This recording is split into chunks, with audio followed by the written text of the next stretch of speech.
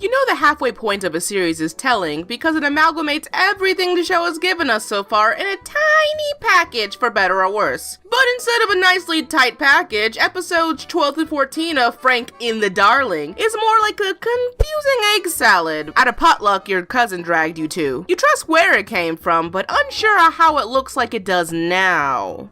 I blame the cilantro. So everyone out in internet land, my name is Shannen, aka your friendly neighborhood anime misfit, and today I'm going to run down to you why episodes 12, 13, and 14 are some of the best and worst moments this trigger-happy series has to offer. Disclaimer, yes, I know the anime is far ahead at the time of writing, but we are just gonna play it cool and see these episodes as is. So please, no spoilies in the comments, okay? Okay, now let's roll.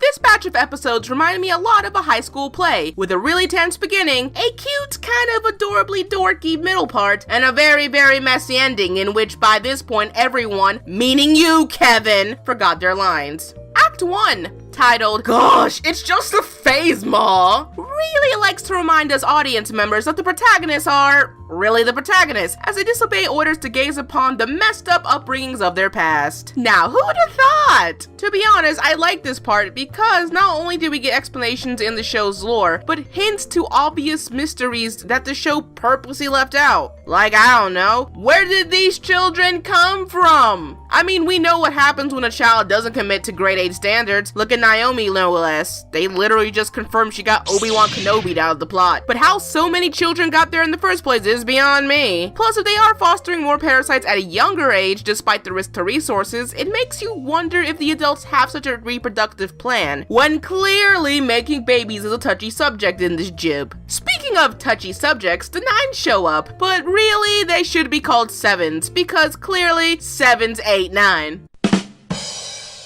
Ah, yeah, you can tell I've been waiting for that joke. Anyway, this meeting causes some drama. Ichigo eavesdrops on Hachi's and Nana's conversation about how the fortification of 02 and Hiro is really doing him in. And of course, this wouldn't be anime about teenagers without testing, and more kinds of... Oh, here comes the daily action, everybody. Hold on to your butts. Hark! What's that you say? 02 has a case of the hangries and she's on a disruptive warpath over not being human enough, so that's why she uses up every partner she's with like a thrown away tissue pack? Well then, this won't have any real effects on her, like, I don't know, the protagonist happens to be her darling, in fact. Tú no me puedes prohibir que me lleve mis papeles. Dijiste que venías a hablar conmigo y lo único que querías era esto. Oh, hot damn! How I predict these things. Okay, but seriously, this was the first instance in this show around where I went,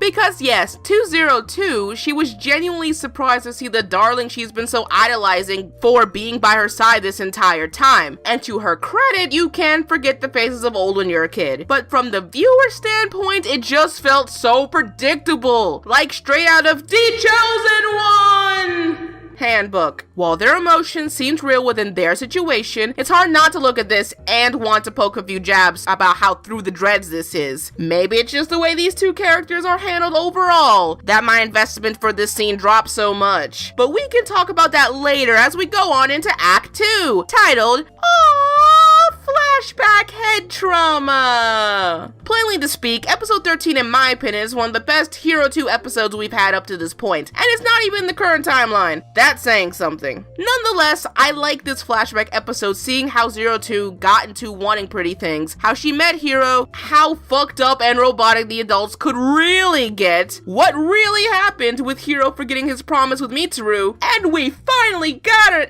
answer for why Hiro got special protagonist treatment. You know, besides just protagonist face. It's cause he licked some knee. That's right, folks. For the low price of $13, you too can have the protagonist power of a black-haired, bright-eyed little sister archetype having teenager on hormone suppressant. Get it while it's hot. Get it before you're not. But a good episode overall. I really enjoyed the tiny tragic adventures of Red Hood and the boy who got Yakuza'd. It was so cute. cute. Yep, nothing could destroy my feelings of awe. Yep.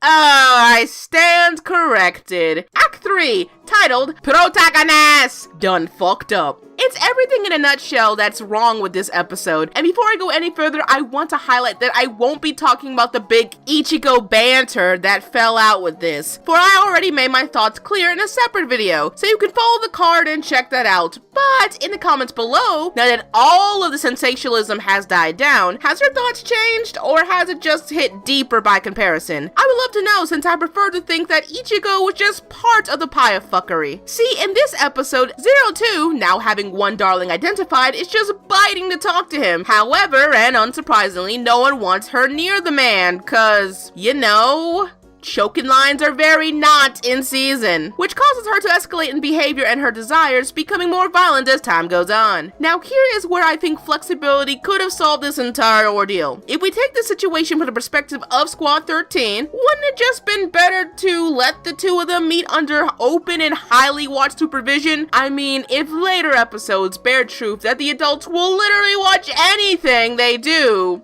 then they should have no problem being put on surveillance. But for some random reason, it's like they totally forgot they have a facility with state-of-the-art surveillance equipment, and guards, and giant fighting robots. You know how violent she gets. You understand that her wild behavior can be a problem under high stress. Just listen to your brains, people, and compromise. In all of this rigmarole, Ichigo just became worse by proxy, committing a behavior that was more inwardly manipulative, but realistically not out of character. It was still shit, and the second kiss was all on her. I'm not gonna defend her on that one. But her initial intentions were not new for her. That's all I'm gonna say on that. 02 in this episode was in no different means either. In fact, I think she's the worst abusive behavior out of the three protagonists. Look, girl, let's be real here. 1.5 episodes ago, you were choking the kid out, saying horrible things to his face about how you abuse your partners for your own goals, and then you turn around expecting everyone to just let you walk on by. That's like if I shot somebody in the room and expected everybody to still vote for me at the cucumber elections. Oh wait! Either way, it's childish and unruly. And it's not like you can't take a hint, because you clearly knew the difference when the show first aired. Now all of a sudden you expect forgiveness because anime?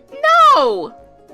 No! I don't care if the plot is trying to coax me into thinking it's alright because you're Mysterious Best Girl, but you get no excuses from me, woman. Then we come to Hiro. Sweet, sweet, dumb Hiro. People may think that because he didn't do much, he's out of the clear of all the bullshittery, but that is the very reason why he should be accountable as well. It's solely about not being involved. It's because you're such an integral part of both sides of the issue that you should have had the foresight to say something. Instead, you just watch it all happen and react so plainly that it's sickening. You've been 02's partner for how long? Survived longer than anybody else, and I already have a problem with you taking such abuse, but he has a habit of just not acting clearly at the right times. While when he does muster up the rebellion to see her and break out of the hospital, it's conveniently too late. Okay, in his defense, he did voice his disdain for the whole situation, but instead of having starlit eyes like some Shakespearean character, he should have instead acted faster than he did to prove to everyone that he isn't just some Stockholm Syndromed kid. Because that's what it felt like this episode. I just hate how Hiro does the protagonist trope of person interacts with him, stands there like a potato until the plot says he has to, then says the blandest thing possible to get emotion even though he should have known better. To wrap up my thoughts, I do think